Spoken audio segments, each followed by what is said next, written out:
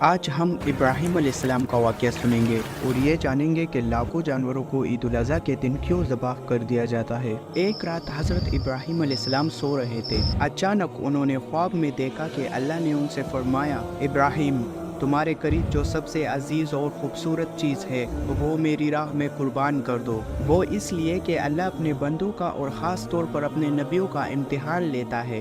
نبیوں اور پیغمبروں کے خواب سچے ہوتے تھے، وہ جو بھی خواب دیکھتے تھے وہ اللہ کا حکم ہوتا تھا۔ یہ خواب دیکھنے کے بعد ابراہیم علیہ السلام نے اپنے اونٹوں میں سے 100 اونٹ قربان کر دیے۔ ابراہیم علیہ السلام نے سوچا کہ جو حکم انہیں اللہ نے دیا تھا وہ پورا ہو گیا۔ جب رات کو ابراہیم علیہ السلام سو گئے تو انہوں نے پھر سے وہی خواب دیکھا، تو وہ صبح اٹھے اور انہوں نے اپنے اونٹوں میں سے 200 اونٹ قربان کر دیے۔ لیکن رات کو جب وہ سوئے تو انہوں نے خواب میں دیکھا کہ وہ اپنے بیٹے اسماعیل کو ذبح کر رہے ہیں۔ حضرت ابراہیم علیہ السلام جب اٹھے تو انہیں سمجھ آ گیا تھا کہ یہ اللہ کا حکم ہے۔ ابراہیم علیہ السلام کو ساری عمر دعائیں مانگنے کے بعد 80 سال کی عمر میں اولاد ہوئی تھی جو کہ اسماعیل تھے۔ اگلے دن ابراہیم علیہ السلام نے اپنی بیوی ہاجرہ سے کہا کہ ہمارے بیٹے اسماعیل کو اچھی طرح سے تیار کر دو۔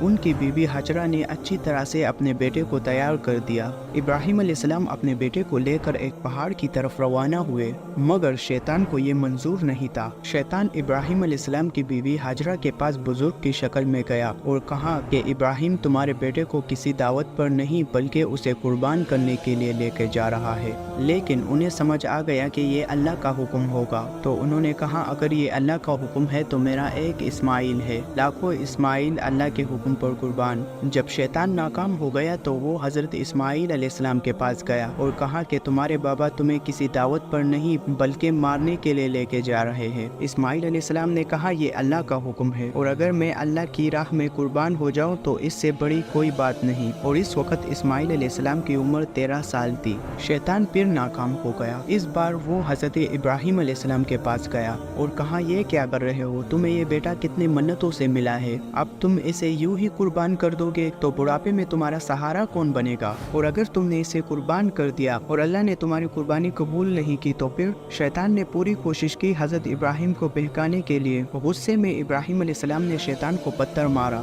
جو کہ آج بھی ہم حج پر دیکھتے ہیں۔ شیطان کے جانے کے بعد ابراہیم علیہ السلام نے کہا کہ بیٹا میں خواب دیکھتا ہوں کہ گویا تمہیں ذبح کر رہا ہوں، تو تم سوچ لو تمہارا کیا ارادہ ہے؟ انہوں نے کہا ابا جان جو آپ کو حکم ہوا ہے وہی کیجیے، اگر اللہ نے چاہا تو آپ مجھے صابروں میں پائیے گا۔ اللہ تعالیٰ قرآن میں فرماتے ہیں جب دونوں نے حکم مان لیا اور باپ نے بیٹے کو ماتھے کے بل لیٹا دیا تو ہم نے انہیں پکارا، اے ابراہیم تم نے خواب کو سچا کر دیا، ہم نیکوکاروں کو اسی طرح بدلہ دیتے رہتے ہیں۔ بے شک یہ ایک آزمائش تھی اور ہم نے قربانی کے ایک بڑے جانور سے یعنی اسماعیل کا فدیہ دیا، اور پیچھے آنے والوں میں ہم نے ابراہیم کا ذکر و خیر باقی رکھا کہ ابراہیم پر سلام۔ تو آج کے لیے بس اتنا ہی، انشاءاللہ پھر ملیں گے۔